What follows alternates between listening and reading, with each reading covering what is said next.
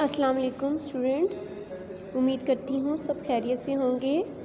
Students, जैसा कि आपको मालूम है कि आपके सिलेबस में जो 4 असबाक थे नवंबर दिसंबर के, वो हमारे मुकम्मल हो चुके हैं। आज हम करेंगे तस्वीरी तफ़हीम 1 और उसके लिए आपने क्या करना है, आपने स्कीम ऑफ स्टडी से तस्वीरी तफ़हीम की फ़ोटोकॉपी करवा के इसको यहाँ से काट कर आपने अपनी नोटबुक पर इसको पेस्ट करना है। ठीक है, आज हम इसको रीड करेंगे। पिछले चंद दिनों से शदीद गर्मी हो रही थी, मगर आज सुबह ही से मौसम बहुत अच्छा था। क्या कह रहे हैं कि पिछले दिनों में तो शदीद गर्मी थी, लेकिन आज सुबह से मौसम अच्छा था। मददगार भाई इसका जो उन्वान है उसके बारे में हम पढ़े हैं। आसमान पर कोयले की तरह काले काले बादल छाए हुए थे। अली और अहमद छत पर मौसम के मज़े ले रहे थे। जी, मौसम के मज़े कौन ले रहे थे? अली और अहमद। मौसम के बारे में बात हो रही है अभी तक। देखते ही देखते बूंदाबांदी शुरू हो गई, जो थोड़ी ही देर में मूसलाधार बारिश की शक्ल इख्तियार कर गई। अभी तक हम मौसम के बारे में पढ़े कि कैसा था और कैसा होता गया। बच्चे खुशी के मारे अपने घरों से बाहर निकल आए। जैसा कि होता है कि जैसे ही खुशगवार मौसम हो, बारिश हो, सारे बच्चे अपने घरों से बाहर निकल आते हैं और खेल कूद करते हैं। चंद शरारती बच्चे अपनी अपनी साइकिलों पर सवार होकर बारिश में नहा कर मौसम से लुत्फ़ अंदोज़ होने लगे। शरीर बच्चों के बारे में क्या कह रहा है कि वो अपनी साइकिलों पर मौसम को जो है नहाते हुए एंजॉय कर रहे थे।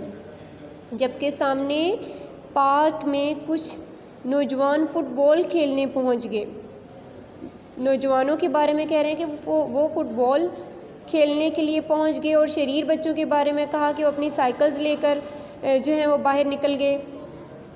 दरख्त और पौधे भी धुल कर निखर गए। ऐसे ही होता है ना कि बारिश के बाद जो सब्ज़ा होता है, दरख्त, फूल, बेल, बूटे सारे बहुत ही साफ़ सुथरे सही ग्रीन होते हैं, क्योंकि वो धुल चुके होते हैं, उनके ऊपर से गर्द और मिट्टी साफ़ हो चुकी होती है। धुल कर निखर गए और झूम झूम कर अपने रब का शुक्र अदा करने लगे। किस पर? अल्लाह की नेमत पर अल्लाह का शुक्र अदा करने लगे। किस नेमत पर? बारिश की नेमत पर। थोड़ी ही देर में अंधेरा छाने लगा। अली ने घर के सामने सड़क पर देखा तो तेज़ बारिश की वजह से एक घड़ा पड़ गया था, जो पानी से भरता ही जा रहा था। अंधेरा हो जाने से राहगीरों को ये घड़ा नज़र नहीं आएगा, अली ने अहमद से कहा। ठीक है, 2 नाम पहले आपने पढ़ा था, अली और अहमद छत पर मौसम जो एंजॉय कर रहे थे। अब उनके बारे में उनकी बात हो रही है कि उन्होंने वो जो घड़ा देखा तो वो फ़िक्रमंद हो गए। उसके बारे में कहने लगे कि राहगीरों को तो ये नज़र नहीं आएगा और कोई इसमें गिर सकता है, कोई नुकसान हो सकता है। हाँ, बेख्याली में कोई भी इसमें गिरकर नुकसान भी उठा सकता है, अहमद ने फ़िक्रमंद होकर जवाब दिया। हमें क्या करना चाहिए? अली ने कहा। दोनों नीचे गए। अम्मी गर्म गर्म पकोड़े तलने में मसरूफ़ थीं। उन्होंने टॉर्च उठाई और अपने गिराज में खड़े हो गए। जैसे कोई आता दिखाई देता तो ये टॉर्च रोशन करके उसको रास्ता दिखाते और गड़े से बाखबर करते। लोग उनको दुआएं देते गुजर जाते। दोनों भाई काफ़ी देर वहाँ खड़े होकर लोगों की मदद करते रहे। बारिश भी ख़त्म हो चुकी थी और घड़े से पानी भी कम हो गया था। इतने में सामने से अब्बू पैदल आते दिखाई दिए। दोनों ने अब्बू को सलाम किया। अब्बू ने जवाब देकर पूछा कि वो दोनों यहाँ क्यों खड़े हैं।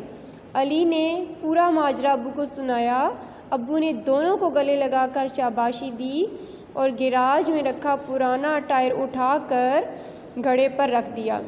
बेटे तो थे ही बहुत अच्छे सुगड़, उन्होंने भी सोचा कि हम लोगों की मदद करें। ज़ाहिर है उनके अब्बू जो ऐसे थे, उन्होंने अब्बू से ये सीखा हुआ था, तो अब्बू तो सोने पे सुहागा।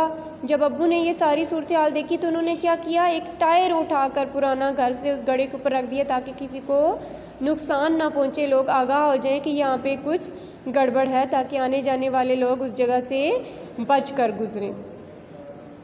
अब स्टूडेंट्स आपने क्या करना है, ये काम आपने खुद करना है। ये तफ़हीम आपने एक दफ़ा फिर पढ़नी है अच्छी तरह से, और ये जो खाली जगह हैं और सवाल जवाब हैं आपने नीट नोटबुक पर इनको, खाली जगह तो इसी के ऊपर आप हल करेंगे, और ये सवाल जवाब जो है ना आप नीट नोटबुक पर इसको सॉल्व करेंगे, ठीक है। और इस सारे को आपने यहाँ से कट करके पेस्ट करना है नीट नोटबुक पर। Thank you so much.